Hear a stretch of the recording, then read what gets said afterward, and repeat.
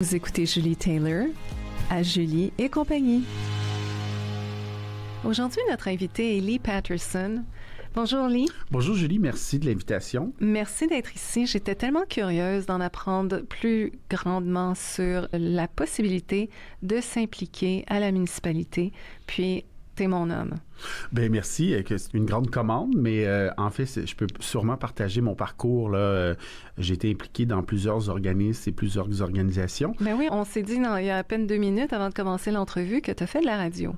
Oui, j'ai travaillé à la radio francophone M105. J'ai déjà fait un petit peu de radio aussi en anglais. C'est un beau métier et on avait prédit la fin de la radio il y a plusieurs années, mais on voit qu'elle persiste encore. C'est magnifique, on peut communiquer avec les gens. Puis on est tellement chanceux ici d'avoir un studio à Knowlton pour faire connaître les valeurs de notre communauté puis de la région parce que on rejoint presque Sherbrooke, puis c'est très vaste quand même. Puis ça a un effet de pouvoir unifier, je crois, nos communautés sur nos valeurs. Puis pour moi, Knowlton représente exactement ça. En parlant de communication, je trouve que c'est un endroit d'ailleurs où ni l'anglais ni le français dominent, mais c'est au-delà de la langue, on s'arrête pas là, on est unis dans nos valeurs, puis notre désir de vivre dans la nature et en communauté.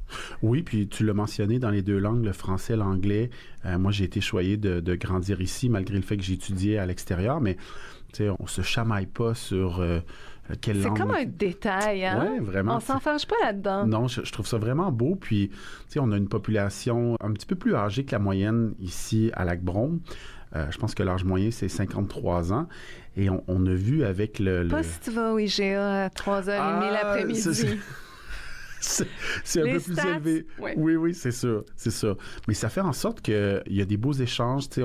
On a aussi des jeunes familles qui sont venues ici dernièrement. On a une belle mixité de population.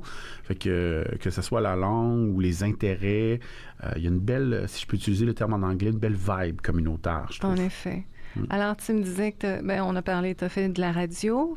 Quelle autre chose? Parce que je devine que tu es de la région. Tu es né ici, tu as quitté pour étudier, mais tu es né ici. Oui, exact. Parle-moi un peu de toi. J'ai réussi à mettre ensemble quelques métiers, dont la radio, la communication, être consultant aussi pour pouvoir permettre de vivre de différentes ressources. Tu sais, aujourd'hui, on peut faire nos métiers à distance grâce à la technologie, mais à l'époque, quand c'était plus difficile. Bien sûr. Mais j'étais chanceux de pouvoir mettre plein de choses ensemble. J'ai aussi travaillé dans le domaine des expositions agricoles. Tu sais, on a Brome Fair ici, mais il y a une association provinciale. J'ai travaillé pour eux pendant plusieurs années. Ça m'a gardé dans la région, dans les plus petites villes. Alors, un peu touche à tout.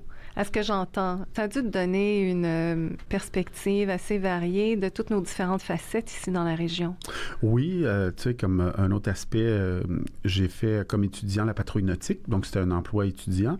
J'ai été recruté pour être pompier à temps partiel pendant 25 ans aussi. Fait que c'est sûr qu'il y a une rémunération là, mais on le fait plus pour la passion, un peu comme les gens font du bénévolat ou même la politique municipale qu'on pourra parler un petit peu tantôt peut-être, mais c'est toutes des choses qui nous amènent aussi ailleurs, qui nous amènent à rencontrer des gens d'ailleurs pour dire voici comment ça fonctionne ailleurs, puis de ramener ces choses-là dans la communauté pour dire est-ce que ici ça pourrait fonctionner, tu sais, ou d'exporter les bons coups qu'on fait ici. T'es né dans quelle région exactement de Lac-Brome? Moi, je suis né à Knowlton, donc j'ai toujours vécu à Knowlton. Même quand j'étais à l'extérieur pour les études, je revenais les week-ends, mon travail. Fait que ton appartenance ici primait plus que tes idées de grandeur pour être ailleurs. Oui, j'ai déjà eu de l'immobilier à Montréal, mais j'aimais pas, je m'ennuyais beaucoup des cantons de l'Est et particulièrement le Lac-Brome. Donc, je suis resté là-bas seulement quelques années, puis j'ai tout fait pour pouvoir grandir ici, puis faire carrière dans la région, là, parce que j'aimais beaucoup le sentiment de proximité avec les gens. Tu sais, j'ai travaillé plusieurs années au Dépanneur Rouge, qui est Place Knowlton, bien sûr, comme caissier, tu sais, fait que pendant l'Expo Brome... J'imagine la connexion avec ta communauté est importante. Oui, c'est ça. En fait, je pense que plus jeune, j'avais de la difficulté à y mettre des mots, mais tu sais, des amis, des connaissances, quand on va à l'épicerie, justement, si on a oublié notre porte-monnaie, quelqu'un nous prête des sous, puis on les rembourse. Moi, ça m'arrive souvent. Oui. Pouvez-vous me prêter ça? Non, oui. Alors, maintenant, tu dirais que ton rôle à la municipalité, c'est quoi? Bien, je suis conseiller. On est vers la fin de mon 3e mandat sous l'administration avec Richard Burcombe. J'ai été élu en même temps que lui. Je pense que c'était en 2013, notre première élection.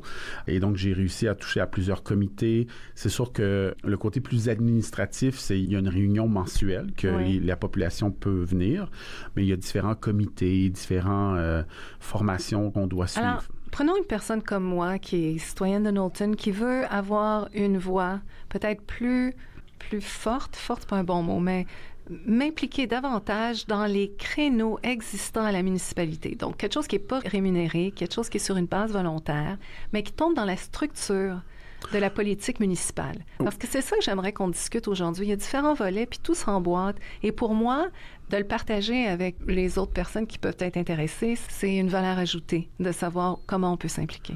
Bien, c'est le meilleur moment de le faire parce qu'on est à la veille d'élections municipales. On parle beaucoup d'élections fédérales ou provinciales. Ça occupe beaucoup de temps médiatique. Les élections municipales, les gens y pensent un peu moins. Donc, il y a plein de comités ou de choses. Les gens peuvent travailler aux élections municipales. Pendant la ville a besoin de staff pour faire ça, qui est rémunéré. Il y a, par exemple, un comité que je pilote, le comité d'urbanisme, le CCU. Parle-moi du CCU. Donc, le CCU... En fait, tu vas me parler du CCU, mais tu viens de dire que c'est un des comités que tu pilotes. Est-ce que j'ai bien repris ton mot? Oui, c'est exact. Combien de comités y a-t-il? J'essaie de voir la structure aussi avant d'aller dans le détail. Combien de comités y a-t-il à la municipalité? Combien de personnes dans chaque comité? Est-ce qu'on doit être élu? Est-ce qu'on doit avoir une chaise? Est-ce qu'il y a une limite? Ça ressemble à quoi?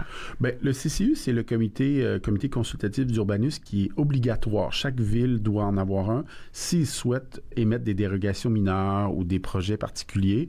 La loi des cités et villes qui est approuvée par Québec nous oblige d'avoir ce comité-là. Donc, si on sort des normes acceptables pour bâtir, on a l'occasion de faire valoir nos points par le CCU. Exact. Et le thinking derrière ça, l'idée, c'est que ça regroupe des représentants du milieu des affaires, agricoles et chaque district. Donc, à Lac-Brome, on a 6 districts. Il y a un représentant par district.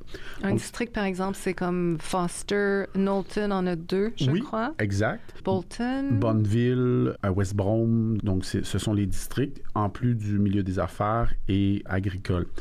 Donc, la pensée derrière ça, c'est les projets qui touchent le look dans certains secteurs, ce qu'on appelle les PIA, les projets particuliers architecturaux, et les dérogations mineures. Donc, est-ce que je peux construire plus proche ou plus gros que la norme le permet?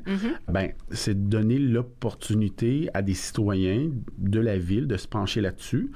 Et en plus de ça, si dans votre quartier, vous voyez une affiche sur un terrain qui dit « il va y avoir une dérogation mineure », vous pouvez aussi, même si vous n'êtes pas sur le CCU, vous exprimer. Donc ça, il n'y a pas de frais, il n'y a pas de... C'est votre droit en tant que... Où est-ce qu'on peut prendre des informations sur les projets qui sont évalués actuellement?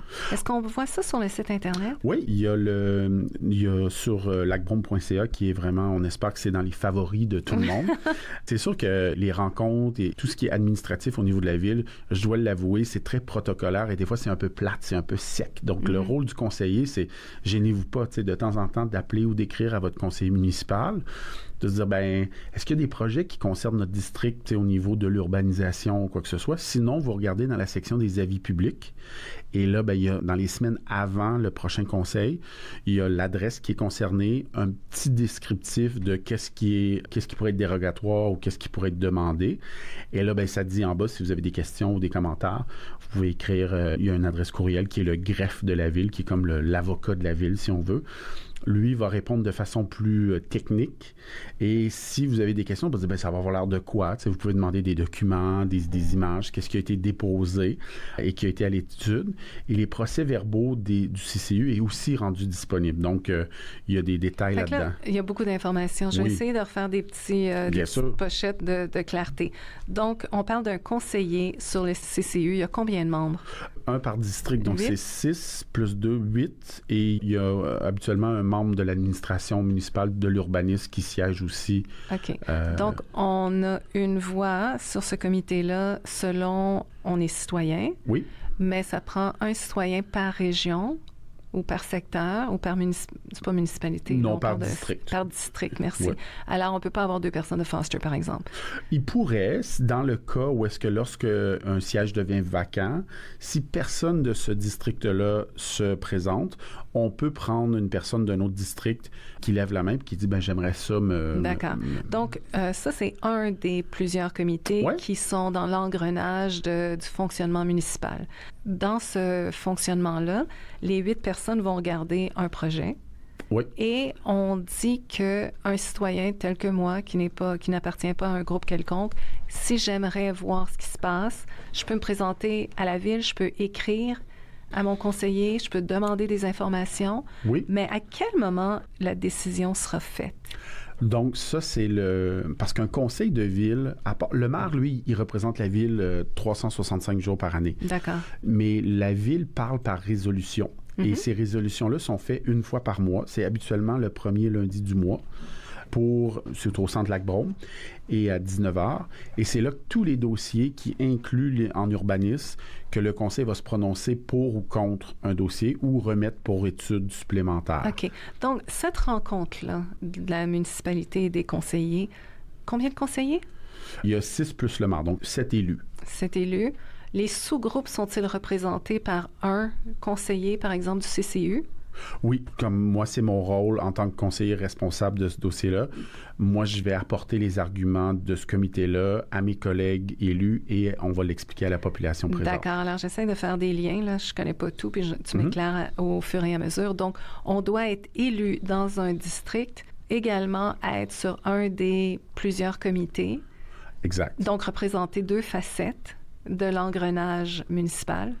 Oui, et donc, par exemple, en tourisme, il y a un comité tourisme et culture, donc il y a un conseiller ou une conseillère qui va faire la même chose, qui n'est pas en urbanisme, mais en développement économique ou en tourisme. Exactement. Donc, chaque élu va avoir des chapeaux différents. Oui, et cet élu-là de l'autre district qui serait sur tourisme aurait également 7 autres membres, un de l'administration et les 6 autres districts, plus Norton 2.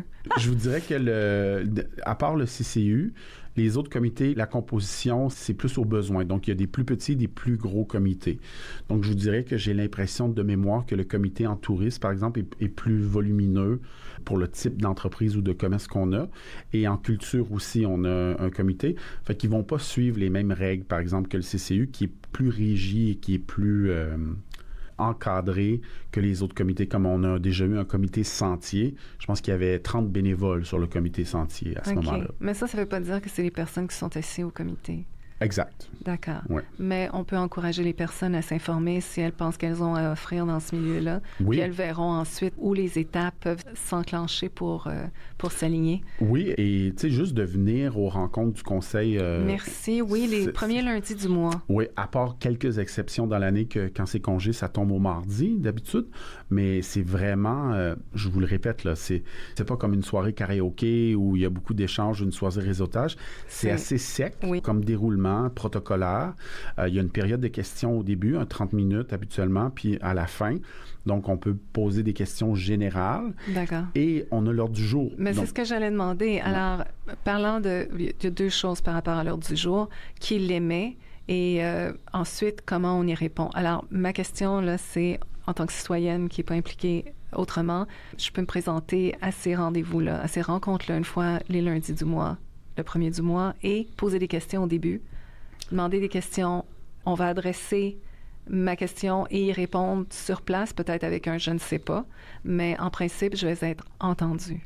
Oui, et ce qui est nouveau depuis la COVID, c'est que vous pouvez aussi envoyer votre question par écrit si vous ne pouvez pas être présent au greffe, et lui va la lire. Et donc, ça va être mis dans le procès-verbal. Donc, votre interrogation va être mise aussi dans le procès-verbal. Il y a des délais, je pense que c'est l'avant-midi avant le conseil que vous envoyez le courriel. D'accord. Mais c'est tout détaillé là, sur le site web de la Ville. Et qui détermine l'ordre du jour? C'est sûr ça découle, je crois que tu me disais, il y a quand même des choses là, comme des plans stratégiques. Ouais. Tu veux-tu me parler l'enveloppe? On va y aller macro, puis ensuite on reviendra micro. Donc, chaque ordre du jour, le canevas de base, on va commencer par affaires nouvelles. Ensuite de ça, une section sur l'urbanisme, une section sur les comptes à payer. Donc, ça va être ça, c'est à tous les mois, c'est la même gabarit. Et par la suite, le maire, avec discussion avec les conseillers, va rajouter des points. Et ça se peut que l'administration demande au maire de rajouter les points. Fait que le rôle du maire, c'est de présider la rencontre, mais il décide aussi le gros de l'ordre du jour. Et, présider. Je pense que c'est plus que juste d'être présent. C'est vrai. Il y a un rôle autre également? Oui, en fait, c'est intéressant parce que quand vous posez une question au conseil, dans les faits, vous posez la question au maire et lui décide si c'est lui-même, un membre de l'administration ou un conseiller qui va répondre. Il choisit la personne la plus apte à pouvoir répondre. Ça se peut qu'ils disent, malheureusement, on n'a pas cette information-là, on vous revient. Mais c'est vraiment le maire qui... quand je dis préside, c'est qu'il s'occupe du décorum, il s'occupe du déroulement, prend la parole. Il est un peu juge? Celui qui va trancher? Oui, exact, c'est ça. Parce qu'il peut y avoir des débats entre les membres des comités. Oui, les élus... Ça se peut ou les gens... Ça va de soi qu'on fait juste approuver pour que ça aille plus vite? En fait, nous, on fait nos débats. C'est un grand débat au Québec. Là. Nous, ici, à Lac-Brome, les élus vont faire un caucus entre eux. Et là, tous les sujets sont débattus. Ça se peut qu'entre Ça, c'est... huis clos. Oui, exact. Donc, il y en a qui disent, ça serait mieux que vous débattiez en public. Il y en a d'autres qui disent, non, ça finirait à minuit, 2 heures du matin. Donc, le choix, puis légalement, on a le droit de le faire comme on le fait présentement, mais il n'y a rien qui dit qu'un élu en caucus, après réflexion, qui a changé d'idée, il peut dire, j'avais dit que j'appuyais telle chose, mais avec de la nouvelles informations, je choisis... ça se passerait à la rencontre. Oui, c'est ça.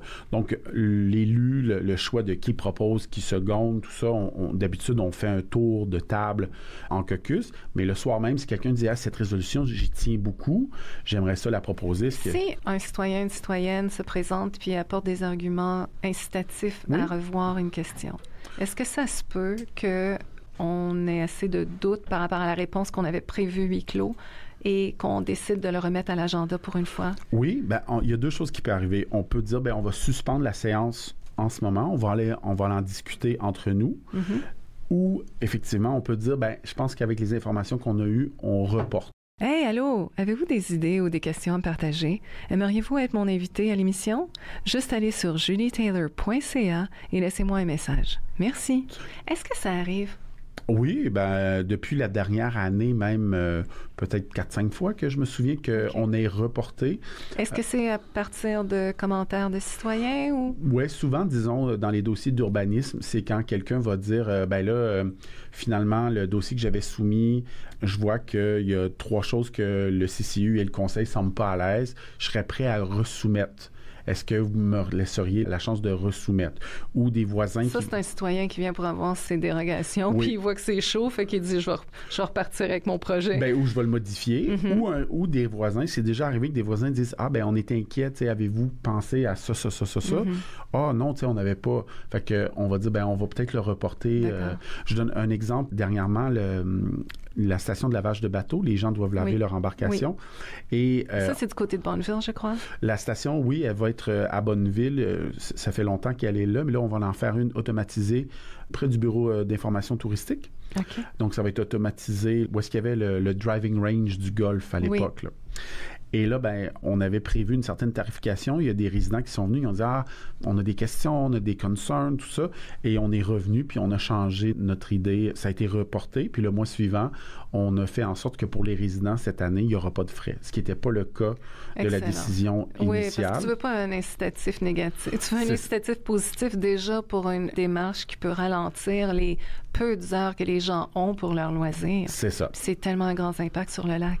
Oui. Un grand impact. Alors, c'était un des exemples où est-ce qu'on avait pensé faire a changé le soir même. Bon, je vois. Alors, dans les faits, ça reste assez démocratique. C'est un mot quasiment chargé aujourd'hui. Oui, en effet. Mais ça reste viable.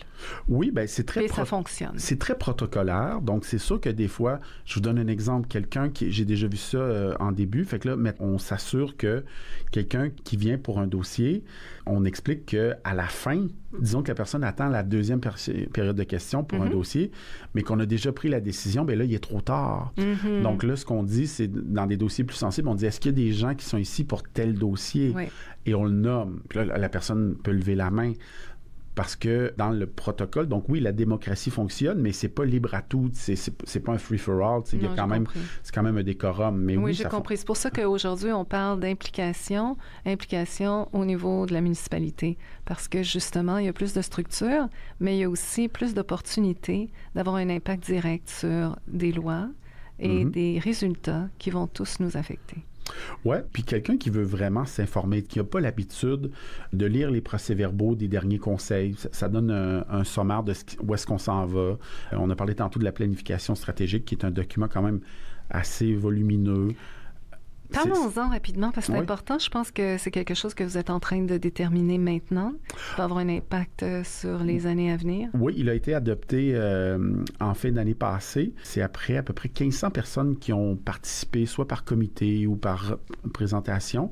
Et là, on a disponible sur le site web le document. À lacbrome.ca. Exact. Je suis content que vous y allez régulièrement. Et là, vous pouvez lire dans le document les actions. Il y a des actions court terme, donc 1 à 2 ans.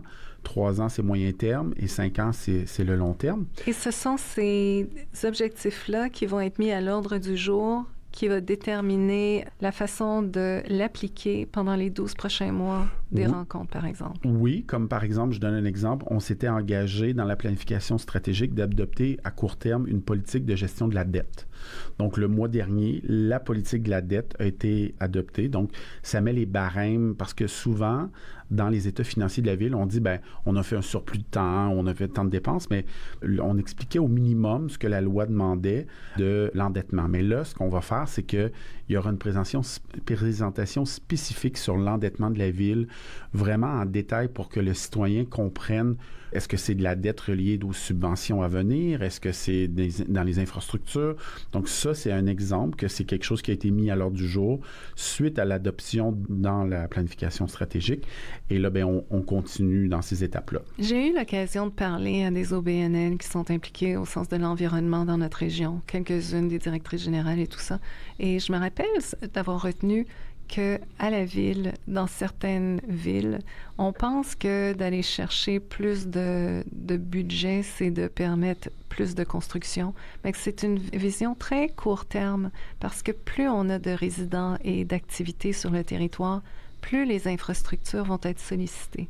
Est-ce que tu as vu ça? Est-ce que tu penses qu'il y a d'autres façons de faire?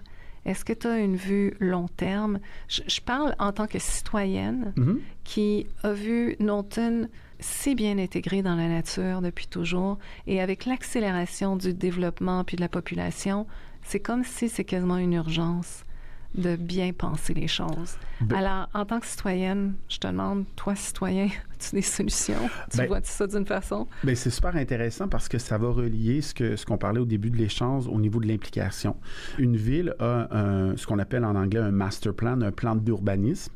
Et c'est dans ces discussions-là où est-ce qu'on met les citoyens à table et qui participent, qu'ils soient de comité ou non. Il va y avoir beaucoup de rencontres et on veut tenter de rendre ça accessible. Puis on veut bien définir où est-ce qu'on veut de la densification. Il faut en avoir. Québec nous l'exige maintenant. Donc, avant de faire un développement où est-ce qu'il n'y a pas d'eau et de réseau d'aqueduc, le gouvernement va dire, vous devriez maximiser le développement des terrains où est-ce qu'il y a de l'eau déjà et des égouts pour limiter le développement. Donc, dans la création du plan stratégique, pas du plan d'urbanisme, désolé, c'est là qu'on va avoir des échanges pour dire, il y a tant de terrains vacants que le zonage actuel permet de la construction. Quel genre de construction on veut là et est-ce qu'on en veut encore? Donc ça, ces questions-là vont être abordées très prochainement. D'accord. On parle de densification. Donc, comment mesurer la demande par rapport à l'offre et ce qu'on décide de bâtir?